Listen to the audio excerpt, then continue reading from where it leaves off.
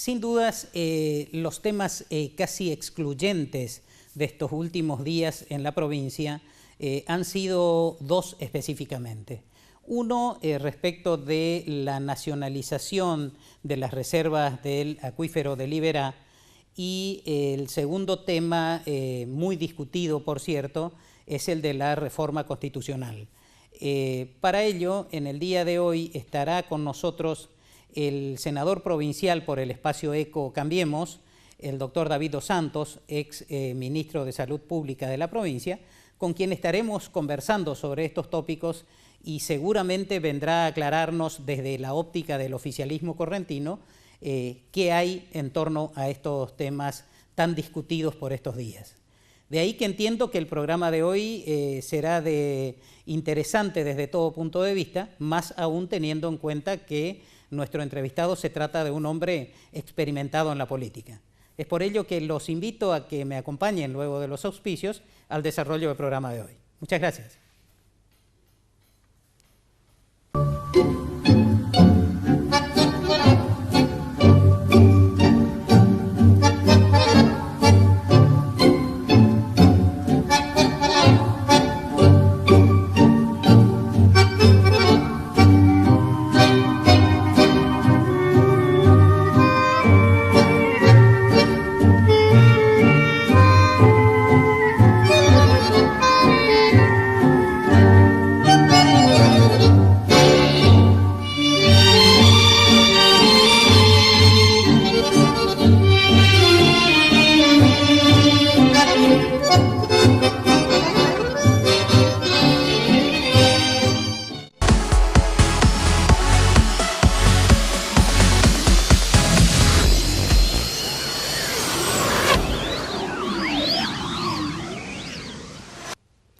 Como decía al principio del programa, está con nosotros el senador provincial, el doctor David Dos Santos, del espacio ECO Cambiemos hoy también. Nos viene a visitar y estaremos con él conversando en todo lo que hace a la actualidad política, como es costumbre de nuestro programa. Le agradezco, senador, que haya accedido a esta entrevista y le saludo. Buenas noches. Buenas noches. Bueno, sí, en realidad para mí es un gusto y estoy muy agradecido que me hayan invitado, porque esta es una forma también de tomar contacto con la gente y de comentar en qué estamos trabajando en estos días, ¿no? En estos últimos tiempos hay dos temas que son o que fueron casi excluyentes en nuestra provincia. Uno de ellos es la norma que regula la creación del Parque Nacional Iberá. Y cuéntenos un poquito qué hay al respecto. Hoy ya es ley. Sí, ya es ley y se va a concretar esta idea de que, bueno, los sucesores de Tompkins han decidido hacer una donación para que la nación pueda desarrollar en su propiedad un parque nacional que va a estar pegado, adherido, ¿no es cierto?, geográficamente a nuestro parque provincial Iberá. Este proyecto de ley que ahora que ya es ley, tuvo su discusión, tuvo su debate, y finalmente se concretó. En realidad es un proyecto novedoso respecto de la creación de un parque nacional, porque el anterior parque nacional que se creó, el de Burucuyá, se donó y se hizo la cesión de las tierras a la nación. En este caso, y por, digamos, una disposición de la Constitución Nacional, lo que se cede a la nación es el manejo ambiental de estas 150.000 hectáreas. La propiedad, tanto de la tierra como el agua y el poder de policía, el poder fiscal, etcétera, etcétera, todo sigue siendo de la provincia. la nación es responsable del área ambiental.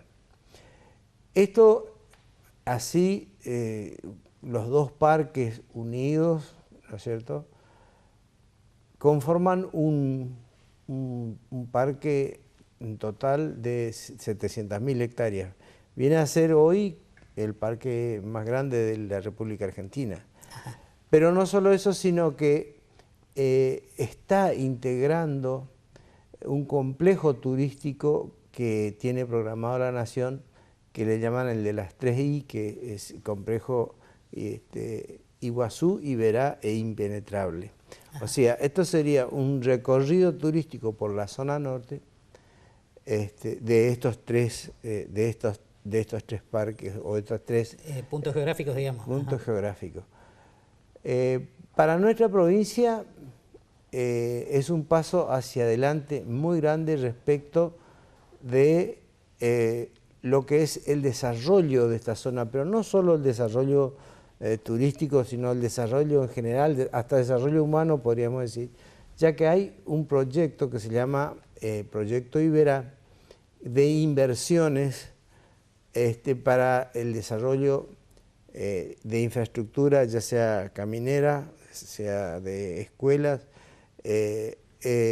cloacas, agua potable, en las 10 comunidades que rodean a este complejo, ¿no es cierto?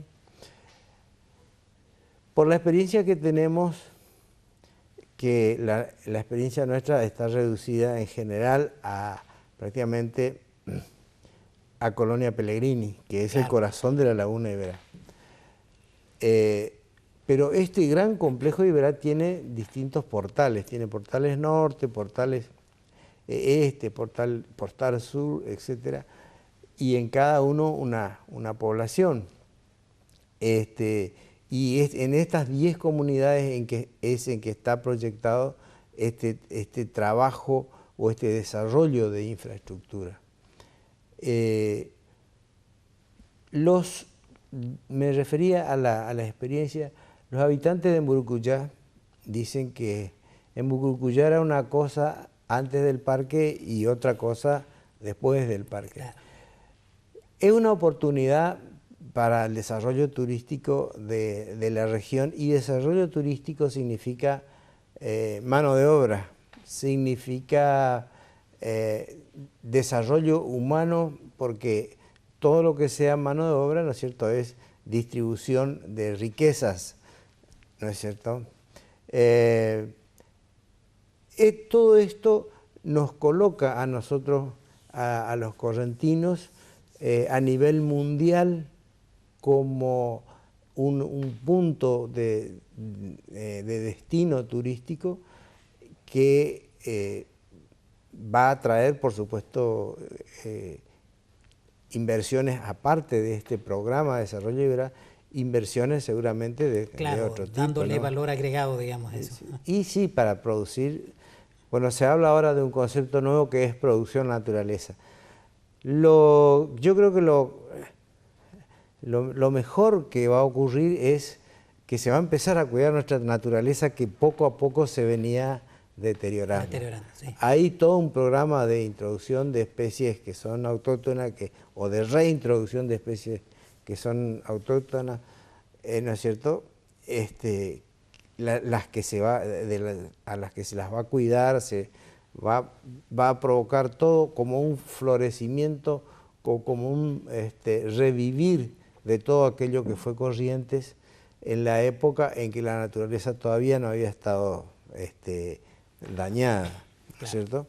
Bueno, esto significa, todo esto es lo que significa este proyecto Iberá, que por suerte, bueno, como estamos en democracia y como tiene que ser, se debatió lo suficiente y finalmente, sobre un total de 45 legisladores, 37 han votado apoyando la creación. Ahora, ¿cuál era en concreto la diferencia con esta gente al cual se adhirieron determinados legisladores para formular oposición, digamos? No, yo creo que... Si es tan ventajosa la norma, ¿no? Por supuesto.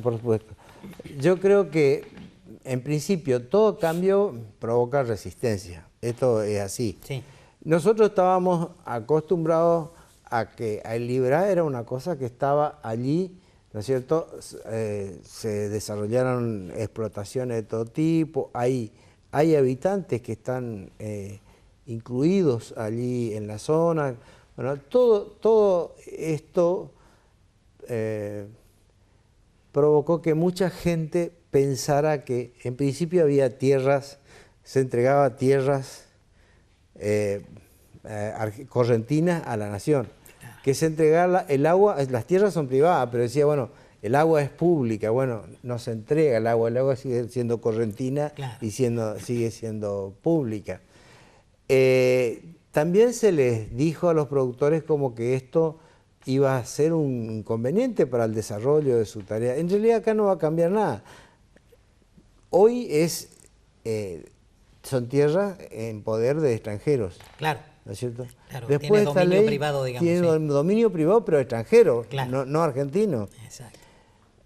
Lo que va a ocurrir es que ahora van a ser tierras nacionalizadas, digamos, de propiedad nacional, que van a tener un cuidado especial y que van a ofrecer a todos los pobladores alrededor oportunidades para trabajar en el área turística.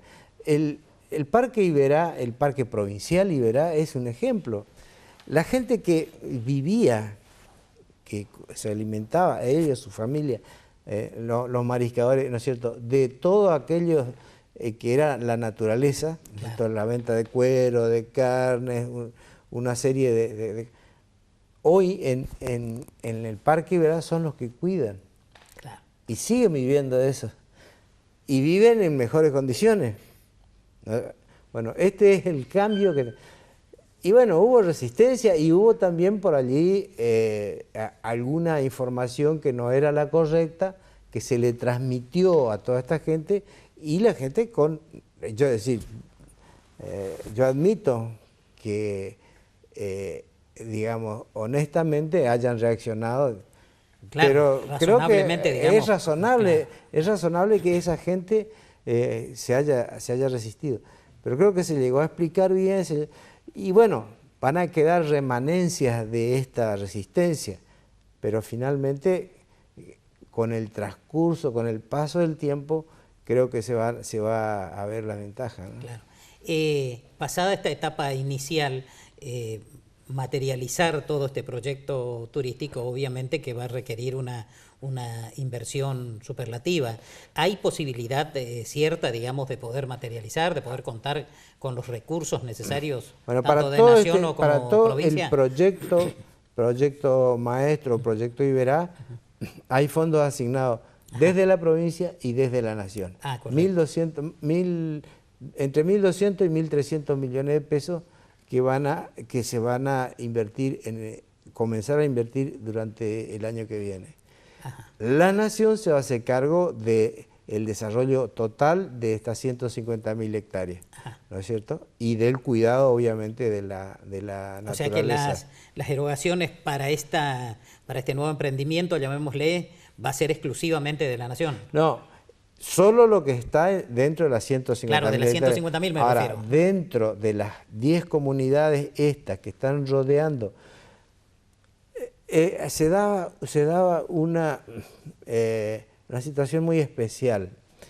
La zona más rica en naturaleza son la zona más rica en naturaleza del norte, de Corrientes y de la zona ibera. Ahí están enclavadas las poblaciones de menores recursos y con mayor vulnerabilidad económica. Sí. Paradójicamente, sí. paradójicamente, bueno, lo que se quiere es revertir eso. Entre la provincia y la nación, a estas 10 comunidades le tienen un programa que fue presentado 2 veces acá en el Salón Amarillo, ¿no es cierto? Una vez inclusive ante el ministro de Turismo de la Nación, es que están destinados estos 1.200 millones con todo este programa que le comenté de infraestructura de distinto tipo en beneficio de la comunidad, que va a mejorar la calidad de vida, ¿no?, de los habitantes. Bueno, pasadas las discusiones, superado esto, creo que ahora sí comienza la etapa de ejecución. De este ejecución proyecto, propiamente ¿no? dicha, digamos. Le decía justamente que entre los temas sobresalientes, digamos, además de este que estuvimos hablando, también se habló mucho o se está hablando mucho y tengo entendido que ya tiene tratamiento parlamentario el proyecto de reforma de la Constitución Provincial, Sí. que se introdujo a partir de la presentación que hizo recientemente el doctor Colombi. ¿Qué tiene para contarnos en qué consiste concretamente esa reforma? Bueno, esa reforma tiene un núcleo. La propuesta de reforma que ya tiene estado legislativo en la Cámara de Diputados tiene un núcleo que es el hacer coincidir los periodos de mandato del nacional con el provincial. ¿Por qué? Porque hay grandes dificultades con esto de que nosotros cada 2 años estamos votando por el poder, ¿sí? O por el poder provincial, y es una elección importante, o por el poder nacional, Claro. que es más importante aún, ¿no es cierto? Con lo que significa para un gobierno provincial que comienza en la mitad de un periodo nacional, cuando este gobierno nacional ya empezó a desarrollar sus programas, está en pleno transcurso, ¿verdad? Y con las dificultades que se presentan, por ejemplo, de relación que se presentaron entre el gobierno nacional de la época kirchnerista con el gobierno provincial, que a nosotros nos discriminó negativamente. Bueno, todas esas dificultades que se presentan, nosotros creemos que es más apropiado que los periodos gubernamentales coincidan, ¿no es cierto? Ajá. Acá hay, y la discusión está centrada ahí, algunos dicen reforma no, y otros dicen reforma sí. Claro. Yo, esto que le voy a decir es una mirada personal, yo creo que la Constitución provincial sí es la ley más importante que tiene la provincia y que es la que rige y debe regir por una cantidad de tiempo la vida de los correntinos. Esta Constitución, esta ley, tiene gente que la protege, que la cuida, que la defiende. En general acá hubo una reforma hace 10 años, bueno, mucha gente de la que participó en esa reforma defiende esto con toda legitimidad.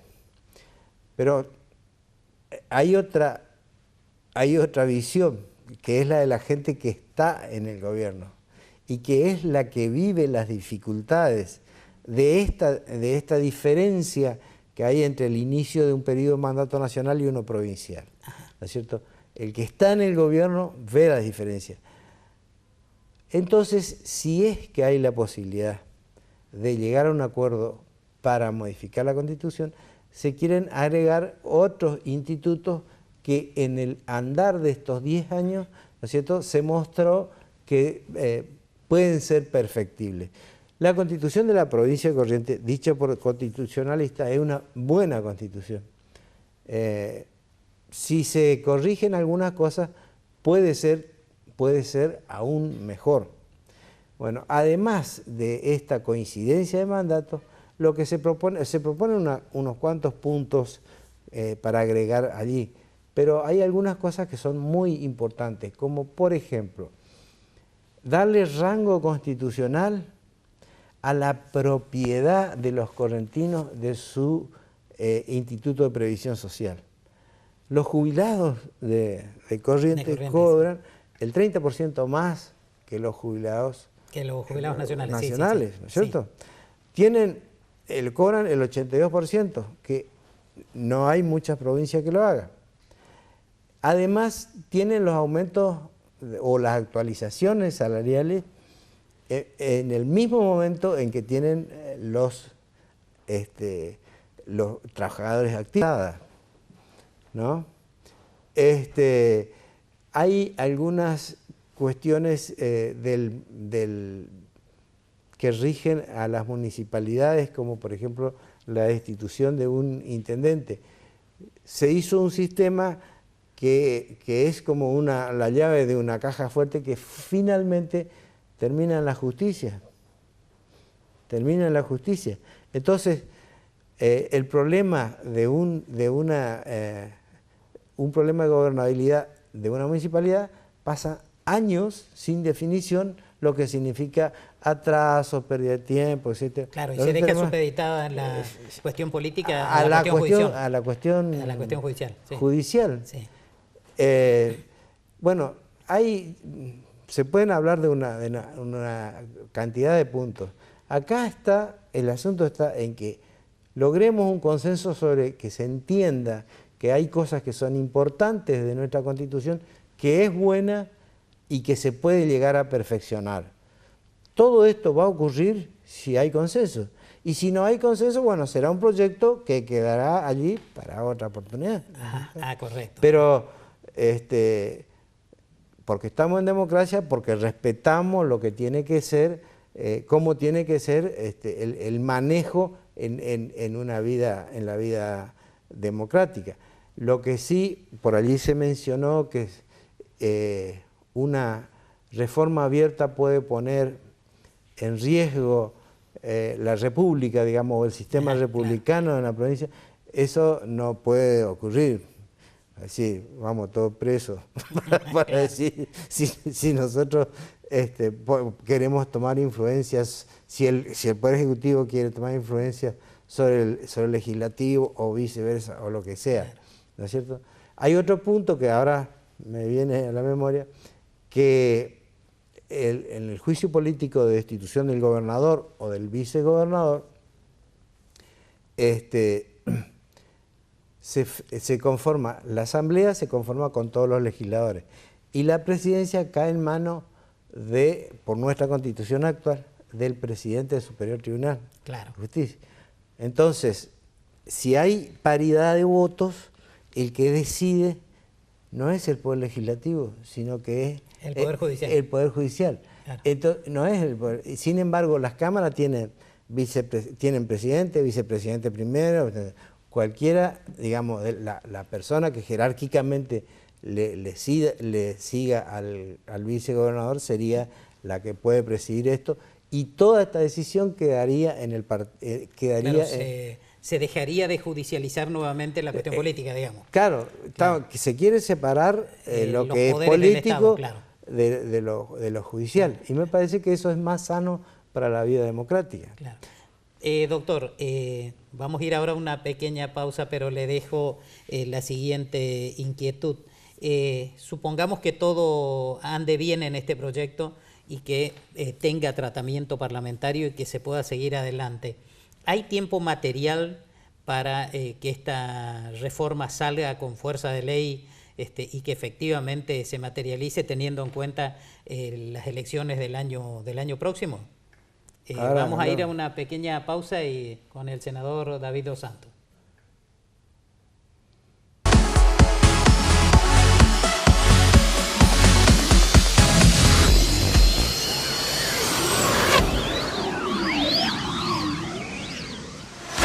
Le preguntaba, senador, antes de la pausa, ¿hay tiempo material para llevar adelante si todo anduviera bien en este proyecto de reforma? Atendiendo a que tenemos las elecciones ahí encima nomás el año próximo. Sí, los asesores letrados de los partidos que integran ECO han dicho que sí, quienes manejan estos plazos han dicho que sí, que se puede hacer y que se lo puede hacer con tranquilidad, ¿no es cierto? O sea que si esto surge, el gobernador dijo en Curuzucuatía el otro día, se podrían hacer las elecciones constituyentes en marzo. Correcto, o sea, se tomaría ese tiempo abreviado, digamos, para las elecciones constituyentes y se llevaría a octubre las generales, seguramente. Y sí. Se puede hacer eso en el programa electoral del año que viene. Ajá. La idea de unificar los mandatos es que no pasemos un año entero de elecciones. Digo, aunque la elección a gobernador y a presidente no sean el mismo día, aunque no sean simultáneas, lo saludable sería que se elija dentro del mismo año. Dentro del mismo año calendario, claro. Dentro del mismo año calendario para que los dos gobiernos asuman el mismo día prácticamente. Claro. En este tema, quienes resisten a este proyecto de reforma sostienen que hay determinados institutos que están insertos dentro de la actual redacción de la Carta Magna Provincial, que no se han puesto en funcionamiento y que efectivamente no se han puesto en funcionamiento, y que por ahí sería conveniente que previo al tratamiento de cualquier reforma, primero se pusieran a funcionar todos los institutos de esa vieja redacción, llamémosle la del 2007, entre ellos la Fiscalía de Investigaciones Administrativas, la Ley de Fuero, la de Ética Pública. ¿Qué opinión tiene usted al respecto? No, yo pienso que cuando se incluyeron en la Constitución, se hicieron con la intención de que estos institutos funcionaran. No se centró el análisis sobre la necesidad urgente del funcionamiento de estos institutos. Y no tuvimos casos que nos estuvieran llevando a pensar que el funcionamiento de estos institutos nos hubiese resuelto alguna cuestión. Lo que se pensó más bien es cuáles son las dificultades que presenta la redacción actual de esta Constitución y qué es lo que se podría hacer para resolverla. No quita que estos institutos no sean respetados y no sean puestos en funcionamiento en tiempo prudencial. Claro, porque convengamos que entre esos institutos que no están en funcionamiento está, por ejemplo, la Ley de Fueros, que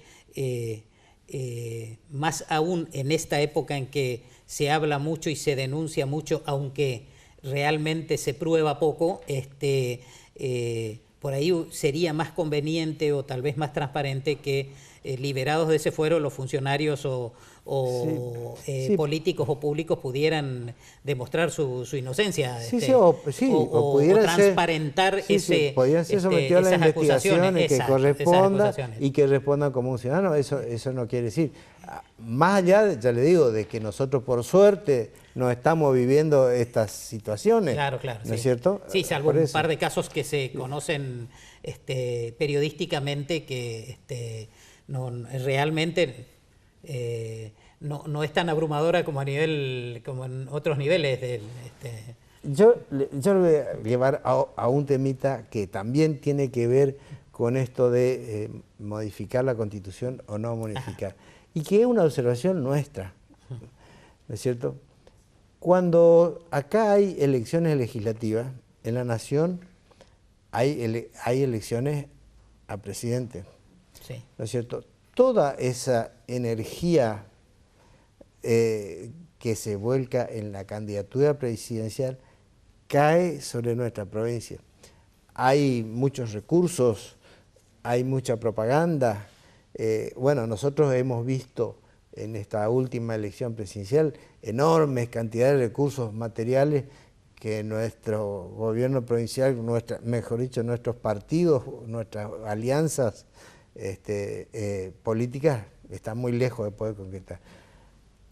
¿Qué resulta de esto? Que muchas veces el resultado electoral no es la expresión ajustada de la opinión de los ciudadanos correntinos, sino que se ve influenciada desde afuera, ¿no es cierto? Y muchas veces hasta las candidaturas, ¿no es cierto? Sí, convengamos que eso...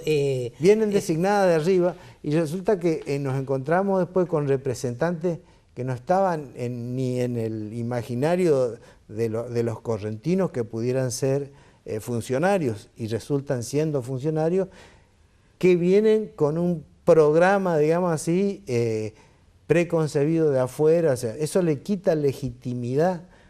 No sé si es legitimidad la palabra, porque si está el voto, está la legitimidad, ¿no es cierto? pero le quita realidad, ¿no es cierto? Ejecutoriedad, digamos, Sí, sería sí, en todo caso, sí, o que sea el fiel reflejo de la nos intención. plantean consejos deliberantes o cámaras legislativas, ¿no es cierto?, que no representan el sentir propio, puro de los correntinos y de Corrientes, sino que están representando afuera. Nos pasa lo mismo, capaz que en menor intensidad, cuando se elige gobernador, que se elige gobernador en dos provincias, en Santiago y en Corrientes, ¿no es cierto? Sí. Ahora, todos los otros gobiernos están en elecciones legislativas, atienden a sus elecciones legislativas y pueden venir a Corrientes, como ya nos pasó, que se pararon 15 gobernadores de un partido político, ¿no es cierto?, induciendo a los correntinos. Y eso puede o no representar el sentir de los correntinos.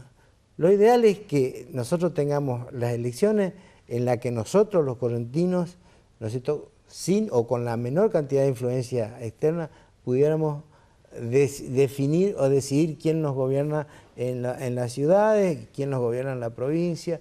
Nos parece que es mucho más apropiado. Gobernar de la otra manera siempre trae más dificultades. Claro, ahora convengamos que de esa manera, visto desde sus explicaciones, por ahí sería conveniente entonces más bien tener una elección distinta y en distinta fecha que la nacional, no coincidentemente con la nacional. Pero que se hagan en el mismo año, digamos, aunque sean en fechas distintas. Eso lo decidirá quien disponga la Constitución, ¿no es cierto? Pero no ofrecer la posibilidad de que cuando acá las elecciones son legislativas, la influencia que siempre trae una elección a presidente de la nación, esto sea tan fuerte, tan fuerte con los resultados que por ahí solemos ver. Claro. Al propósito que usted hablaba de los recursos desde afuera, le quería consultar, durante la campaña de la actual administración del ingeniero Macri, se habló mucho de aportar al llamado Plan Belgrano, ese plan ambicioso que nos dejó tan contentos a los correntinos y que en la práctica realmente todavía al menos no se ve reflejado.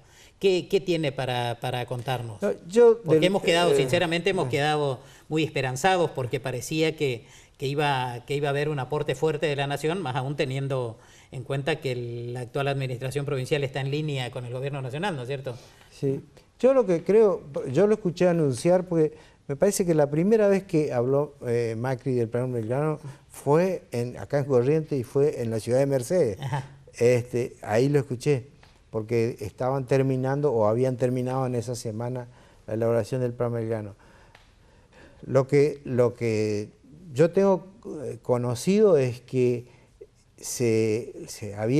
al gobierno de Cambiemos se habían prometido inversiones, ¿no es cierto?, desde el exterior, se hablaban de cifras también, ¿no es cierto?, en caso de que el ingeniero Macri llegara al gobierno.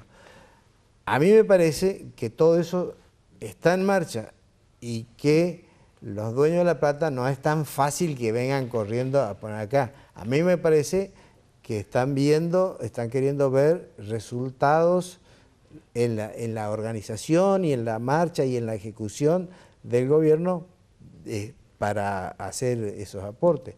Se calculaba, y esto es un cálculo no de la gente de Cambiemos, sino de un grupo de economistas que estuvieron discutiendo sobre qué inversiones necesita Argentina para entrar en una etapa de desarrollo de la que viene bastante atrasado.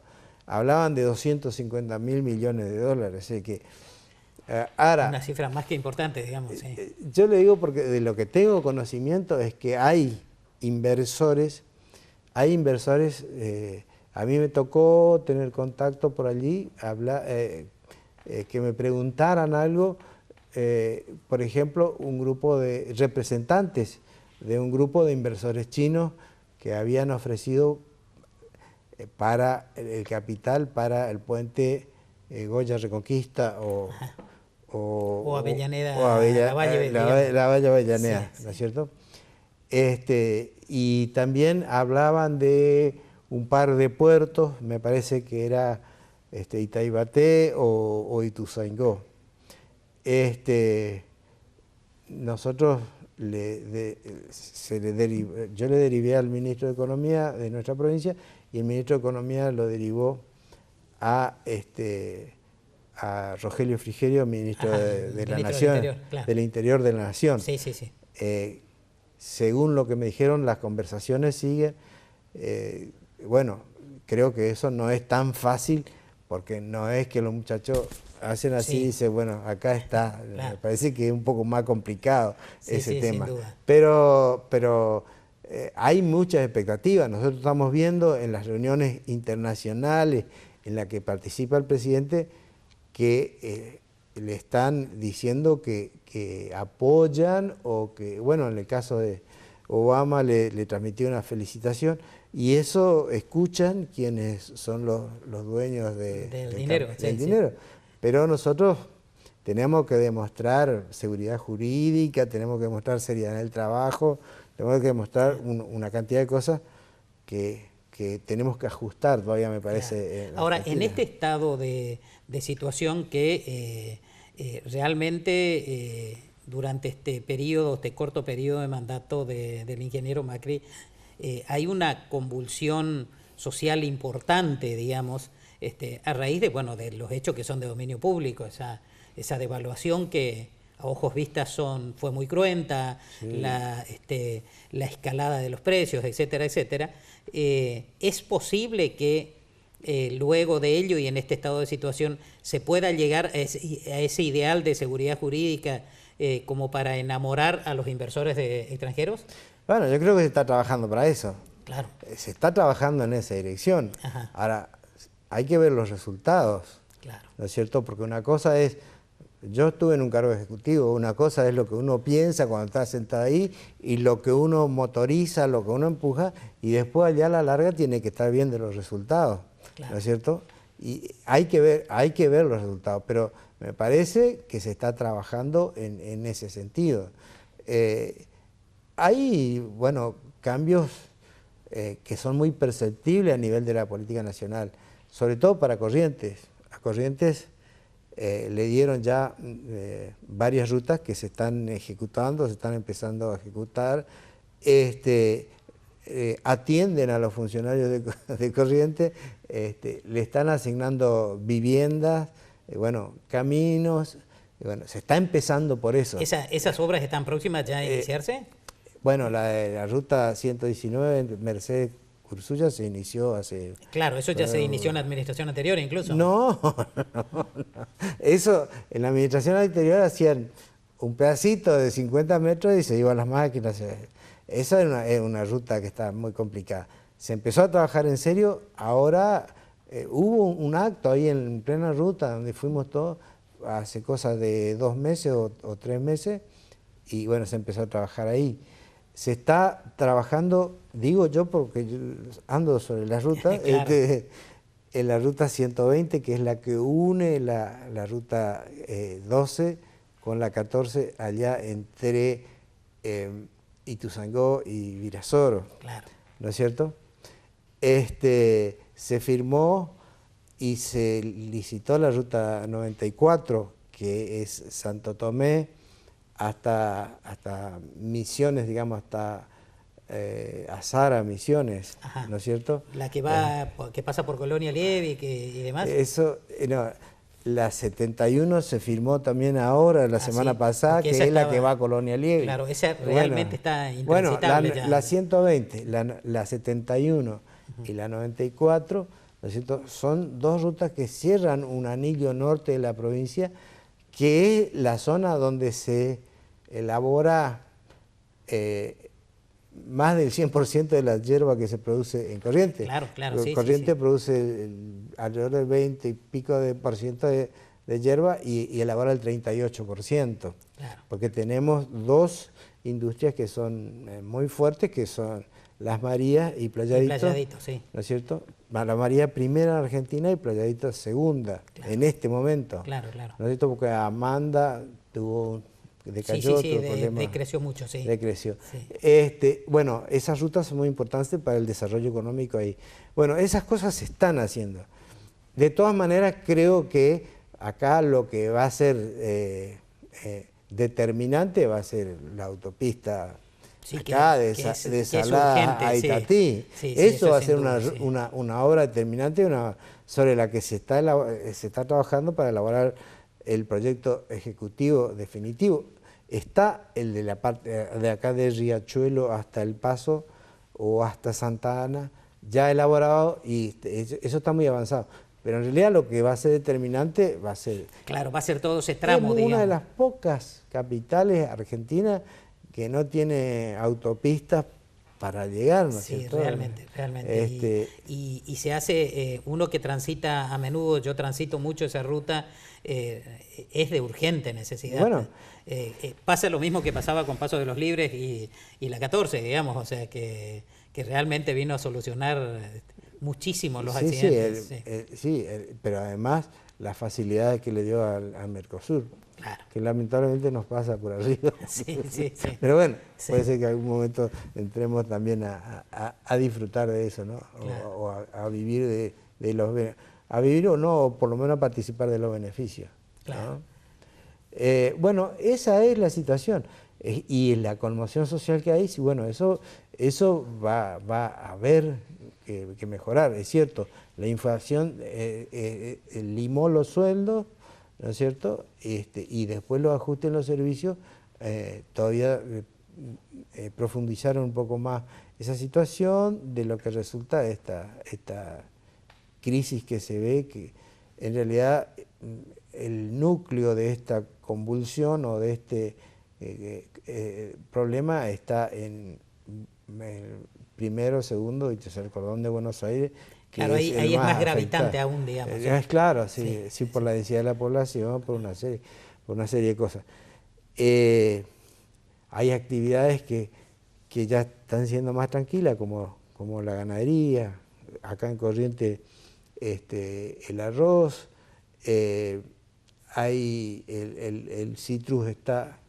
Claro, convengamos que la parte agropecuaria ha tenido un aporte importante del Estado Nacional, ha sido la principal beneficiaria, y al sacar las retenciones al bajar las retenciones, claro, porque le sacaron la retención a todo menos a la soja. Claro. Pero bueno, esa es la situación ahora. Somos... Claro, la nueva dirección política, la nueva filosofía y bueno, somos de esta administración, sin ninguna duda. Estamos abiertos al mundo y queremos participar de eso también. Acá es cuestión también de tiempo, de paciencia, y bueno, y además es cierto de que las medidas nacionales sean verdaderamente ajustadas.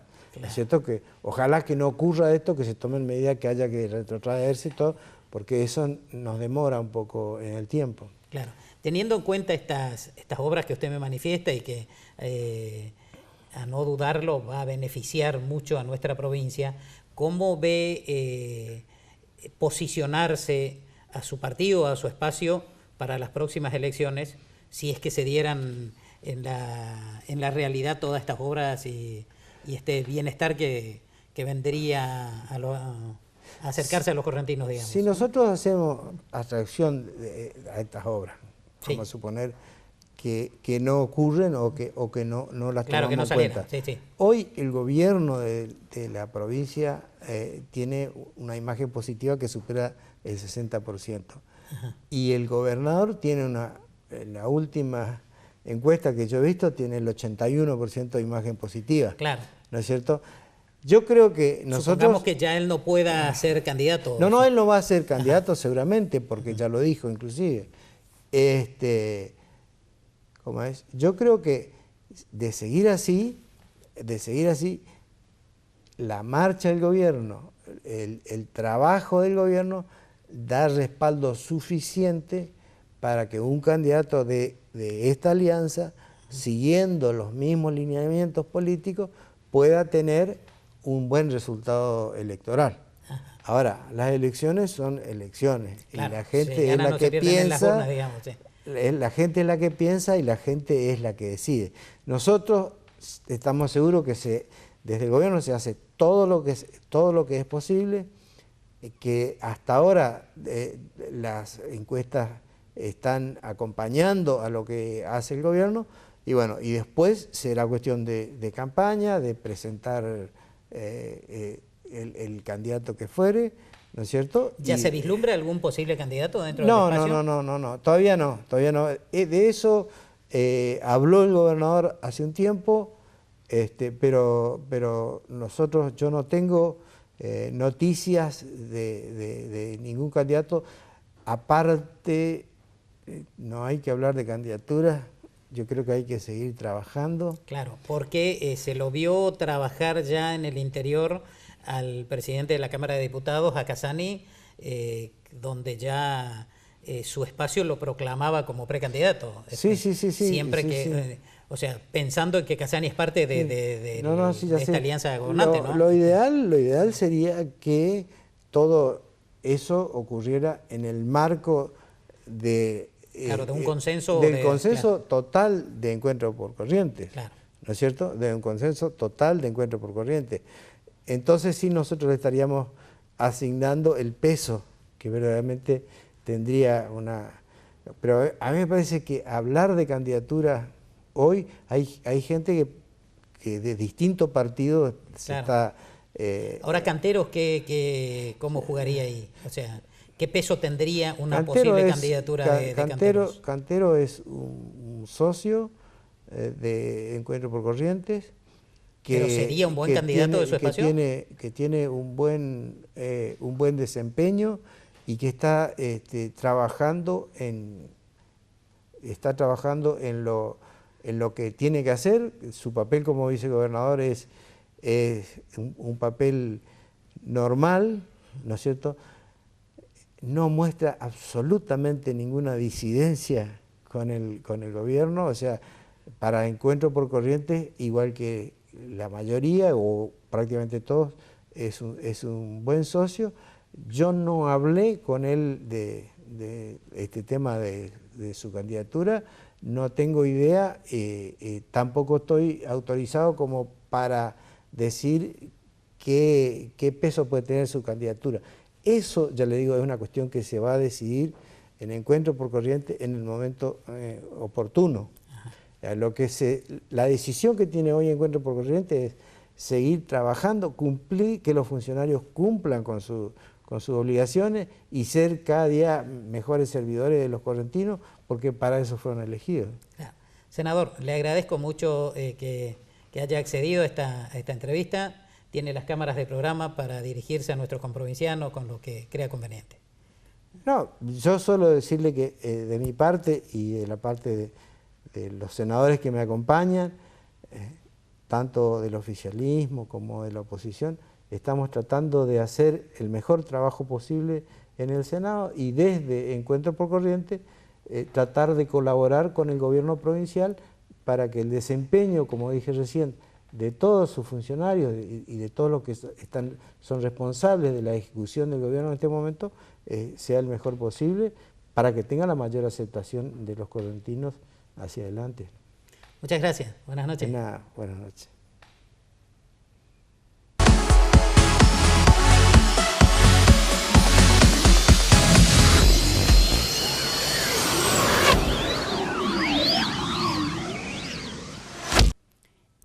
Fue contundente el senador Dos Santos contundente y prolijo, diría, en su explicación respecto de esta asignación que se hace o que se estaría tramitando por hacer de las 150.000 hectáreas donadas por el americano Tomskin a las reservas de Liberá. Fue explicando pormenorizadamente y desde su óptica, lógicamente, de hombre del oficialismo correntino, lo que vendría a traer en favor del turismo y del ecosistema esta decisión del gobierno o esta decisión normativa de convertirlo en parque nacional este espacio de la provincia de Corrientes. Habló también de que los municipios, 10 municipios más concretamente, que son los más pequeños de la provincia, pero que se verían beneficiados justamente por esa afluencia, no tan solo de turismo, del turista físicamente, sino esa afluencia de inversiones que, al decir de Dos Santos, vendría a recaer en esa zona geográfica de la provincia. Realmente nos alegra, de ser cierto, nos alegra que pudiera efectivamente convertirse en un polo de desarrollo turístico para nuestra provincia, y vendría sin ninguna duda a fortalecer esta parte, este área que se ha comenzado a explotar y con bastante éxito últimamente en estos últimos años, a decir verdad. En cuanto al otro tema que hemos estado conversando respecto de la reforma de la Constitución, obviamente desde su óptica es absolutamente favorable, ha expresado lo que ellos sostienen como, el oficialismo correntino sostiene como un bastión o como la nave insignia de este proyecto, que es unificar el mandato o la elección del gobernador con la de presidente de la Nación, que ha quedado desfasado con motivo de las intervenciones federales de la que fuera víctima en la provincia de Corrientes. Y bueno, ese es el fundamento bastante que ellos utilizan para que adicionarle algunos otros artículos que se pretende incorporar a esta reforma, que, a decir verdad, no me parecen relevantes, pero desde la óptica de nuestro entrevistado sí le ha dado notoria importancia. Sí, no me ha podido explicar, debo ser honesto, del por qué no se ha puesto en funcionamiento esos institutos que están incorporados en esa reforma del 2007 y del cual yo entiendo que la mayoría de los correntinos estamos necesitando que se nos dé respuesta, y nos ha dicho, suelto de cuerpo diría, que Corrientes no está urgido por la puesta en funcionamiento de esos organismos, porque como que no existiera corrupción en Corrientes, lo cual me parece al menos que no se dice toda la verdad, o es su verdad en todo caso, que no es que, a decir, ser honesto, no, particularmente no lo comparto. O sea, en Corrientes se está hablando mucho de la corrupción de la obra pública. El juez Vallejos, el juez federal número 2, tiene una causa de la llamada Ruta 40, donde lo tienen emparentado al empresario kirchnerista Lázaro Báez, con esa obra y con una posible erogación de dinero hacia el gobierno provincial de una obra que no se realizó. Y por otra parte hay una financiera que se allanó hacia fines del año pasado. Se han secuestrado importantes sumas de dinero, que hace pocos días que por los medios nos hemos enterado que hay funcionarios, más concretamente hay legisladores, o un legislador al menos, que tendría una importante suma de dinero que no la puede justificar, y que con tal motivo un fiscal de la provincia pidió testimonio de esa pieza judicial a efectos de iniciar una investigación. Entonces no es que Corrientes no tenga, no existan sospechas de corrupción en la función pública. Nadie lo tilda ni podría responsablemente tildar a ningún funcionario de corrupto si existieran tal vez en funcionamiento esas leyes donde le permitiera al funcionario poder exhibir su inocencia y en todo caso el Poder Judicial sobreseerlo si es que no fuera así, y de esa manera, de manera honesta y transparente, poder mostrar a su pueblo de que hubo un equívoco o un error. Eso entiendo que sería tal vez más sano que manifestar de que no es necesario. Pero en fin, eso iremos viendo con el transcurso del tiempo, iremos siguiendo también este tema de la reforma cuidadosamente y siempre con independencia y desde el estricto seguimiento profesional periodístico y de manera tal de que de manera independiente lleguemos al final de ver si fue o no útil este proyecto que presenta el Ejecutivo Provincial. Bueno, les agradezco mucho, espero que les haya sido interesante el programa de hoy y nos estaremos encontrando en 8 días en esta misma señal. Muchas gracias.